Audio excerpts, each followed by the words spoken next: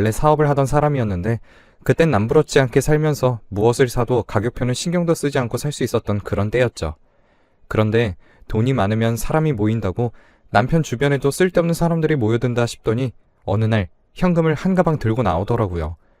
대체 어디서 돈이 났냐고 하니까 자기가 다 알아서 벌어온 것이라고 하더군요.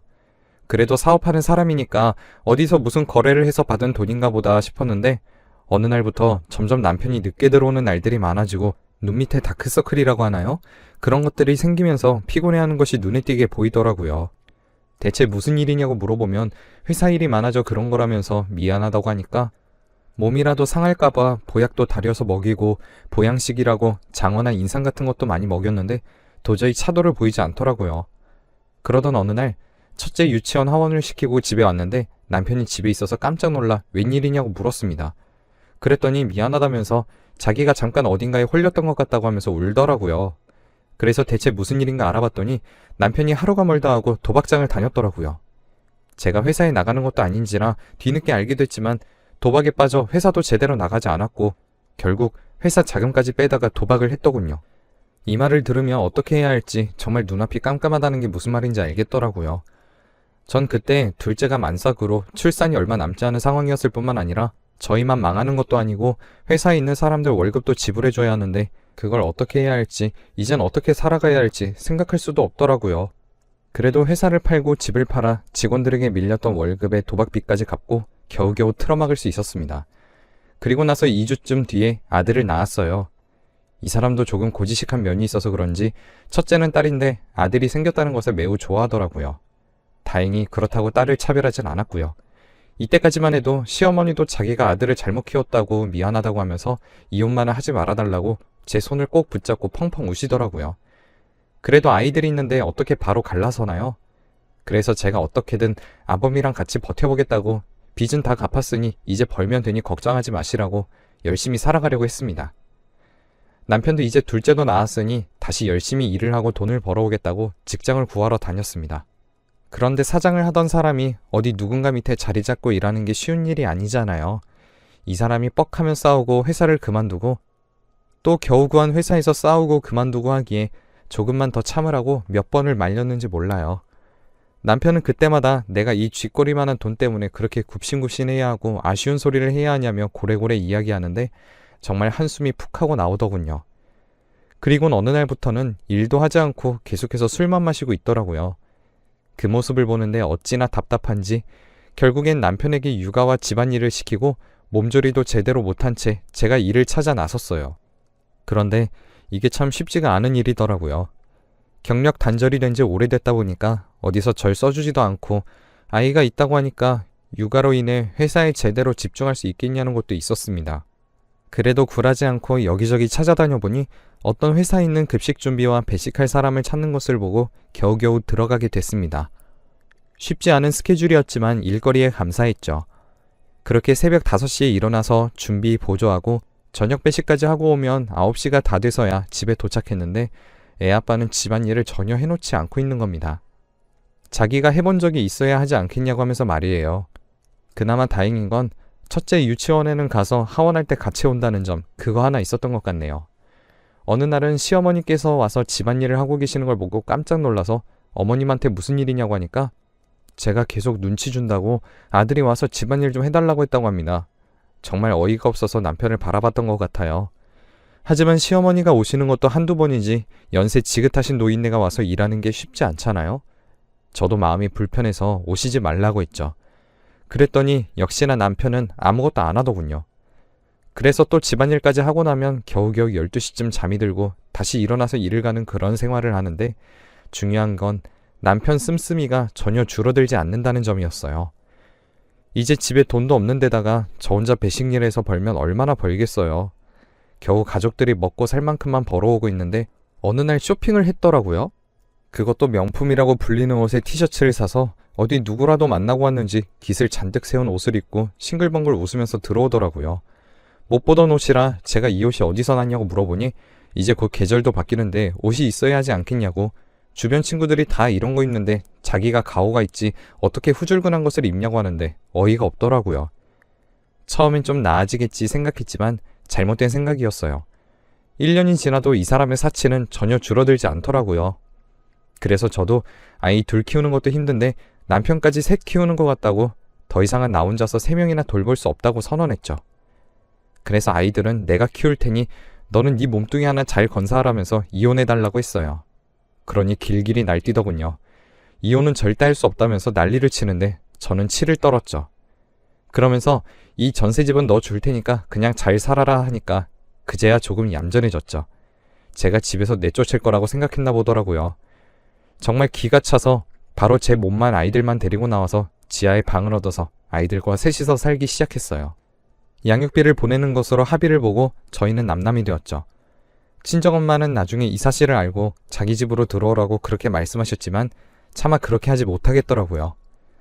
그래도 걱정이 되셨는지 저희 집에 오셨는데 제 모습을 보고는 펑펑 우시더라고요. 엄마도 이혼을 하신 경력이 있다 보니까 제 심정이 어떤지 잘 아는 것 같더라고요. 그러면서 정말 힘들 거라고 아이들은 대신 봐주겠다면서 아이들은 걱정하지 말라고 하시는데 엄마에게 정말 고맙다는 말밖에 안 나왔어요. 그렇게 셋이서 살다가 어느 정도 안정을 찾게 되고 이제 둘째를 초등학교에 보내려고 했습니다.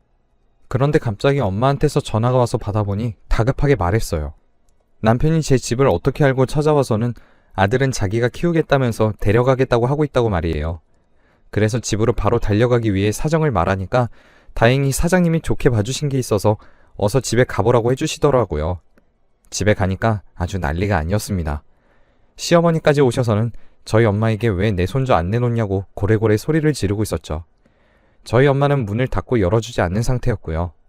그래서 제가 대체 이게 무슨 일이냐고 하니 이제 자기도 돈을 좀 버니 아들은 데려가야겠다고 합니다.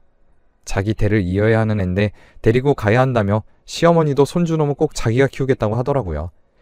그래서 제가 그동안 양육비도 제대로 안 보내놓고 이제 와서 무슨 아비 노릇을 하려고 하냐고 제 새끼는 못 보낸다고 그랬죠. 그러면서 제가 완강하게 말을 하니 결국엔 돌아서서 갔습니다. 그런데 정말 말도 안 되는 일이 일어난 것이 아이가 학교에 다니고 얼마 후 애가 학교에 안 왔다는 전화를 받게 됐죠. 깜짝 놀라서 집으로 돌아가니 첫째가 집 앞에서 엉엉 울고 있었어요.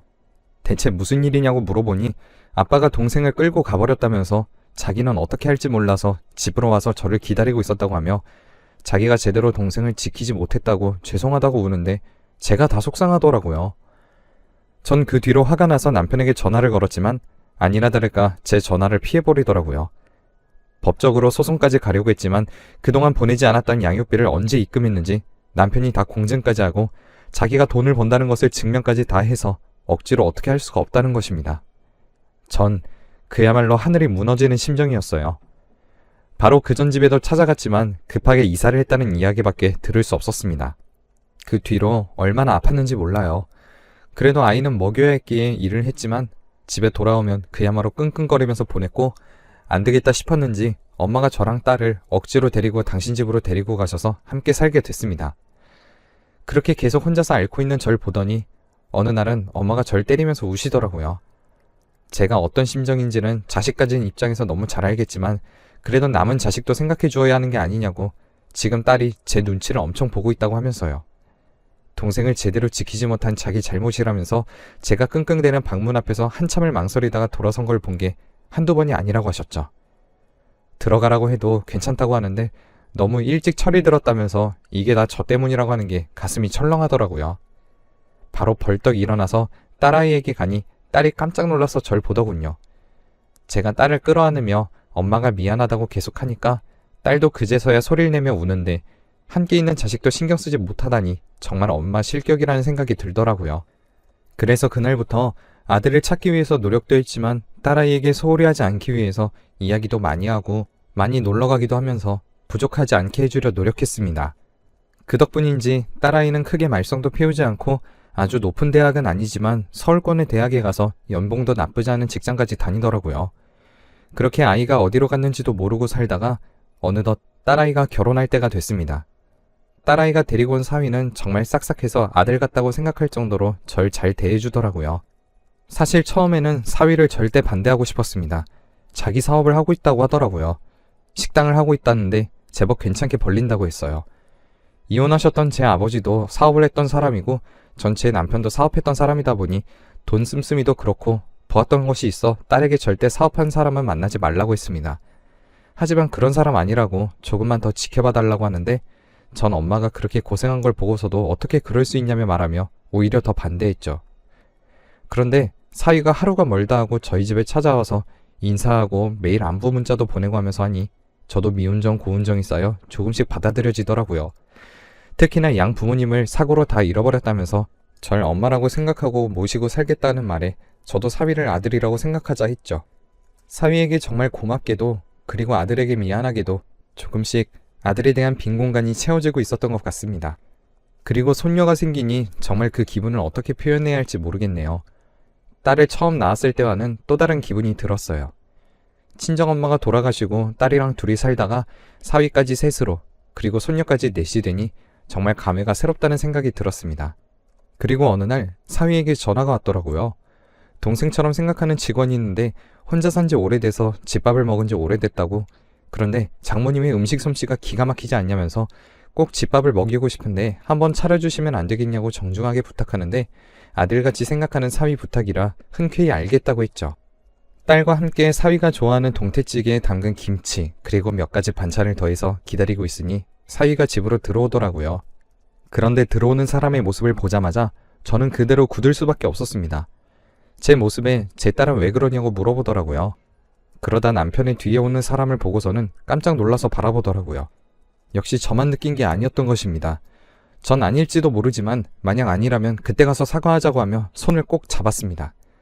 그 사람은 저를 못 알아보는 건지 깜짝 놀라 하더라고요. 사위도 깜짝 놀라서 무슨 일이라고 물어보는데 전 그저 눈물을 뚝뚝 흘릴 수밖에 없었습니다. 딸아이가 조심스럽게 이름이 뭐냐고 물어봤는데 김땡땡이라 하는데 제 아들 이름이었습니다. 그래서 혹시 땡땡 초등학교 가려고 했던 거 기억나냐고 그때 아빠한테 데려가진 게 기억나냐 물어보니까 멍하니 저희를 바라보던 아들이 눈물을 흘리더라고요. 전 사위 손을 꼭 잡고 고맙다고 가슴에만 묻어두었던 아들을 보게 됐다고 말했죠. 사위도 딸에게 들었던 것이 있는지 깜짝 놀라서 저희를 번갈아 봤습니다. 그렇게 어느 정도 진정이 되고 밥을 먹는데 아들이 반찬을 먹으며 또 울더랍니다. 어렸을 때 먹었던 맛이 난다며 저도 또 눈물이 나는데 사위가 하는 말이 이상하게 친근한 느낌이 들었는데 다 이런 인연이 있었나 보다고 하더라고요.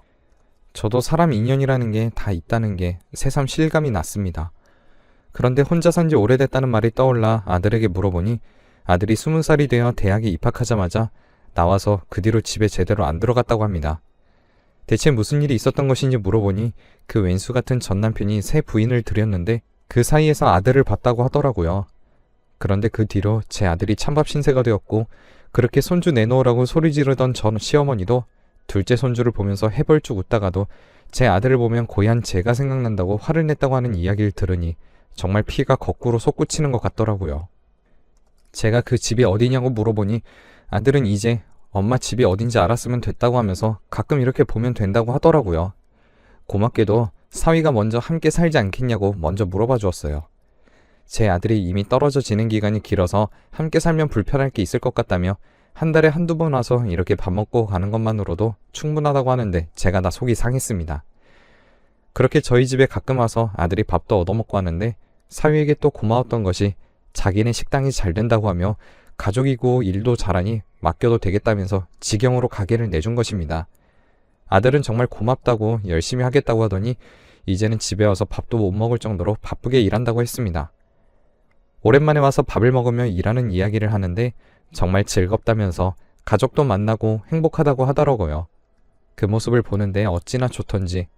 그런데 제 악연은 아직 남아있었나 봅니다. 어느 날 아들이 밥을 먹으러 왔는데 표정이 너무 안 좋더라고요. 그래서 무슨 일이 있냐고 물어봤는데 아무것도 아니라고 하는데 표정이 그게 아니라서 사위에게 몰래 알아봐 달라고 했습니다. 알고 보니 아들이 가게를 갖게 된 것을 알자 그때부터 매일같이 전 남편이 친구들이랑 와서 진탕으로 술을 마시고 공짜로 먹고 간다고 하더라고요. 그냥 그것만 그러면 그러려니 하는데 크게 떠들고 술주정도 부리니 오는 손님의 수도 줄고 있다고 하더랍니다. 저는 이제는 완전 이 인연을 끊어야겠다고 생각했습니다. 가게에 가니 이미 거하게 취한 전 남편이 있더라고요. 그래서 더 이상 손님을 받지 않는다고 말하고 가게에 있는 손님들 식사가 다 끝나길 기다렸다가 죄송하다고 돈은 받지 않겠다고 소란 피워 죄송하다고 그렇게 말씀드리며 보냈습니다. 그리고 경찰을 부르고 가게 문을 닫아버리자 이상하다고 느꼈는지 그제야 주변을 둘러보더라고요. 그리곤 절 보더니 여기가 어디라고 오냐고 소리를 지르는데 내 아들 가게에 내가 왜 못 오냐고 받아쳤죠. 남편이 뭐라고 하려던 찰나 경찰이 마침 왔고 전 남편을 내보내달라는 말에 내가 누군지 아냐고 소리를 지르는데 아직까지도 사장병 못 고쳤구나 싶더라고요. 그러면서 자기가 아는 사람이네 만회하니 경찰이 사실 여부를 물었고 전 남편일 뿐이라고 남이라고 하니까 그래도 아는 사이라는 사실에 좀 망설이는 표정을 짓더라고요. 경찰들의 표정을 봤는지 전 남편은 아주 의기양양해서 저한테 소리치는데 저도 산전수전을 다 겪었기에 같은 60대 노인네인 남편에게 무서울 것 하나 없어 저도 받아쳤죠. 그랬더니 그 성격 어디 안 가더라고요. 경찰이 있는 것도 있고 절 때리려고 하는데 오히려 주변 사람이 말리는 거 일부러 슬쩍 가서 한 대 맞고 우당탕 넘어졌습니다. 그제서야 경찰이 말리면서 집에 가라고 하는데 얼마나 힘들었는지 몰라요. 그런데 웃긴 게 다음날도 오더라고요. 또 경찰을 대동해서 쫓아냈는데 이러다 안 되겠다 싶었는지 사위가 가게 바로 닫고 다른 곳으로 옮기자고 하더라고요. 그래서 그 다음날 바로 가게를 닫았는데 그 뒤로 또 친구들이랑 가게로 왔다가 된통 화를 내고 갔다고 하더라고요. 그리고 대체 어디까지 철면피인 건지 몇 번을 더 왔다가 사위 가게에 와서 어디 있냐고 화를 내면서 찾아다닌다고 하는데 사위가 변호사까지 대동해서 고소한다고 했더니 완전 꼬리를 내리고 도망갔다고 하더라고요. 어차피 저희 집도 모르고 완전히 알 수 없는 지역에 새로 가게를 준비하고 있어서 이제는 찾고 싶어도 찾을 수 없을 거라고 생각됩니다. 이젠 정말 악연을 끊어냈다고 생각하고 지금의 가족들과 함께 행복하게 살려고 합니다.